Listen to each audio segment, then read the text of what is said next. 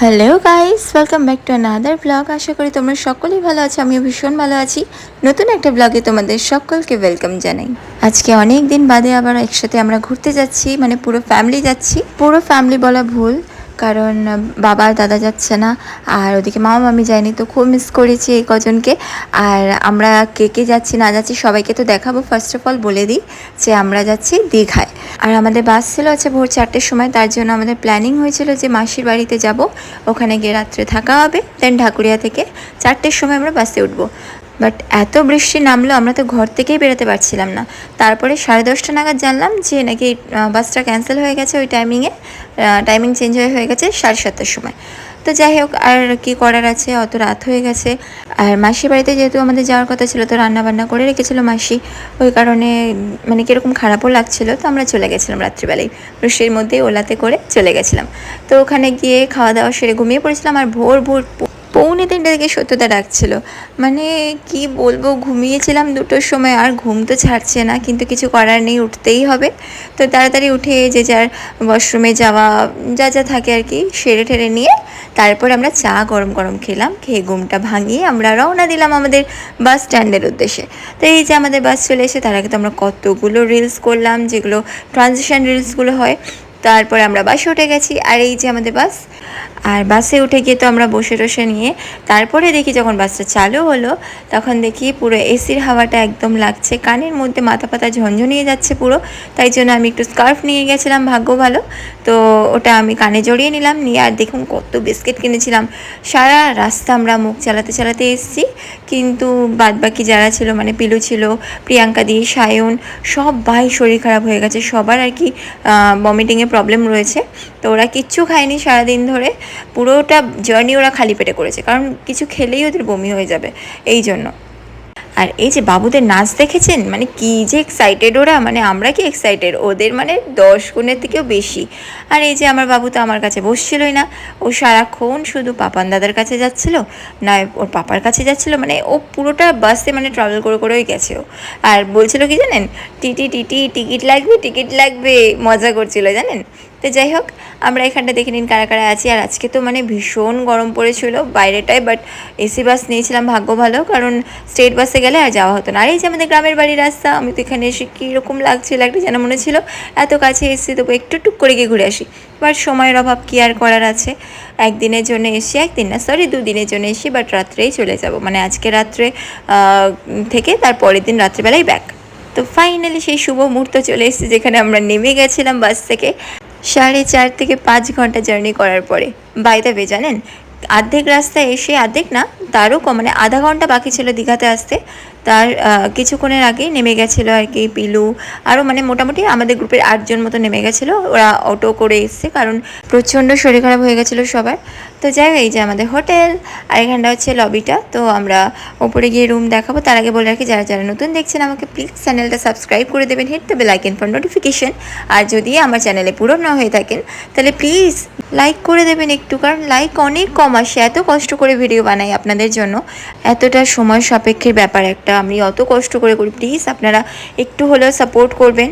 আর এই যে আমাদের রুমে চলে এসেছি আমরা, আর এসে আমরা বেরিয়ে পড়েছিলাম আর কি, প্রচণ্ড খিদে পেয়ে গেছিলো, কারণ 2টো বেজে গেছিলো। তো এখানটায় আমরা বেরিয়ে পড়েছি খাবার জন্য, কাছাকাছি হোটেলে গেছিলাম, কারণ বেশি দূরে যাওয়ার ক্ষমতা আমাদের ছিল না, এত প্রচণ্ড জোরে খিদে পেয়ে গেছে। আর এই জায়গাটা আমার কী ভালো লাগে, লিফটটা এরকম ওপেন লিফট না, আমার খুব পছন্দের। তো যাই হোক, আমরা এখানটায় রওনা দিয়ে দিয়েছি রেস্টুরেন্টের উদ্দেশ্যে। তো যাই হোক, আমরা এখানে একটা হোটেলে ঢুকে পড়েছিলাম। আর খাবারটা দেওয়ার পরে আমি তো ব্লগ করতেই ভুলে গেছিলাম, আমার এরকম একটা ব্যাপার আছে না, তো খিদেই আমার সহ্য হয় না, যখনই মানে খাবার আসে আমি ব্লগ করতে ভুলে যাই, তার আগে খাওয়া স্টার্ট করে দিই। যেমন মাসির বাড়িতে গিয়ে কী কী খেলাম না খেলাম দেখাতেই ভুলে গেছি, খাওয়া দাওয়ার পরে মনে পড়েছে এই বাবা আমি তো ব্লগই করলাম না। তো যাই হোক, আমরা এখানে খাওয়া দাওয়া করে চলে এসেছিলাম। আর এখানটায় আমার শাশুড়িমাকে দেখে নিন, মা এই ড্রেসটা পরেছিল, আর এটা হচ্ছে আমার সুইমিং কস্টিউম, আর বাবুকে একটা সুইমিং ওই কী বলে এটাকে, জ্যাকেট বলে মেবি, তো ওই সুইমিং স্যুট টাইপের ওটা পরিয়েছিলাম।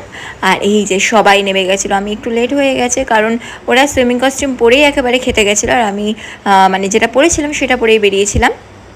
আর জানেন আজকে বাবু কি মজা করেছে, মানে ঠকঠক করে কাঁপছে কিন্তু তবুও উঠবে না সুইমিং পুল থেকে। আর এখানে বৌমা আর শাশুড়ির দেখুন কাণ্ড, কি নাচ করছিল আজকে, মানে আমার শাশুড়ি একদম জমিয়ে দিয়েছে। মা তো জাস্ট ফাটাফাটি আজকে নাচ ফাচ করেছে।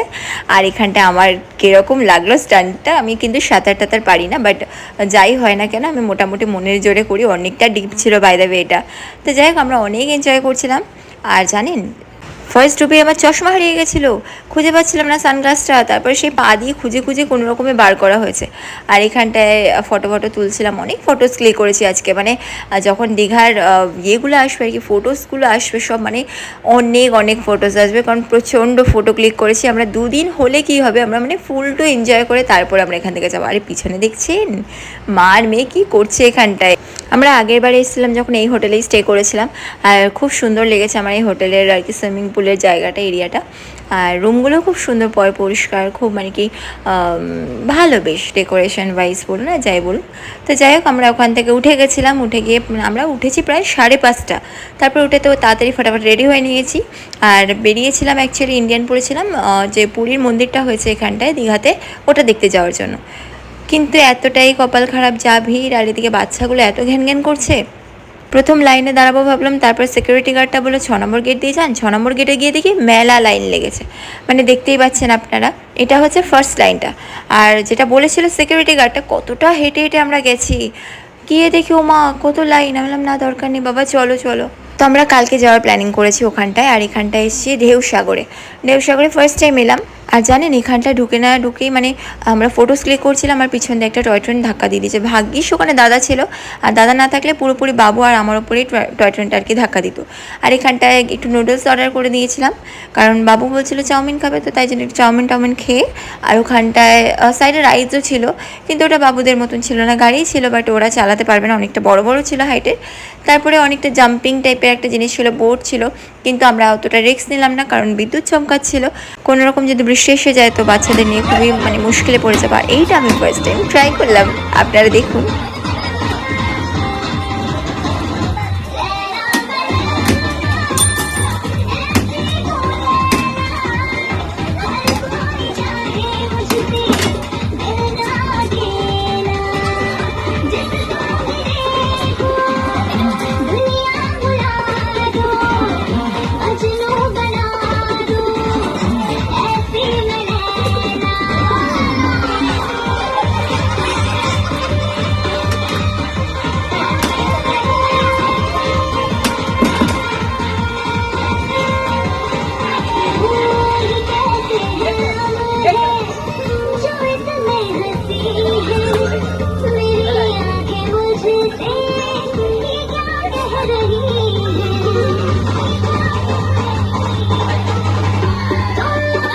আমি তো এটা ভীষণ এনজয় করেছি। আপনারা বলুন কেমন কি এনজয় করলেন আমার ভিডিওটা, আর কারা কারা এটা ট্রাই করেছেন সেটা আমাকে কমেন্ট বক্সে জানাবেন।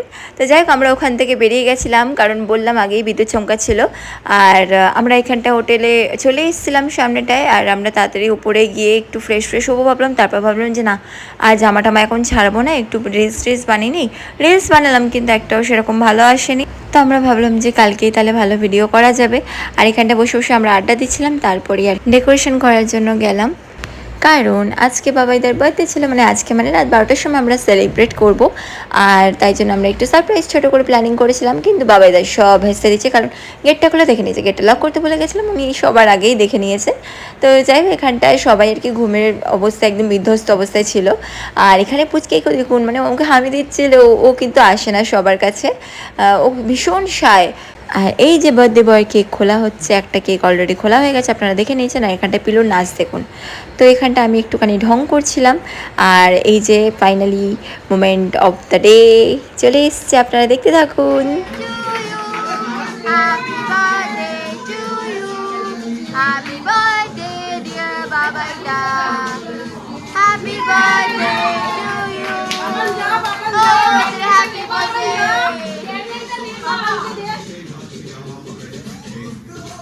একটা রয়ে গেছে।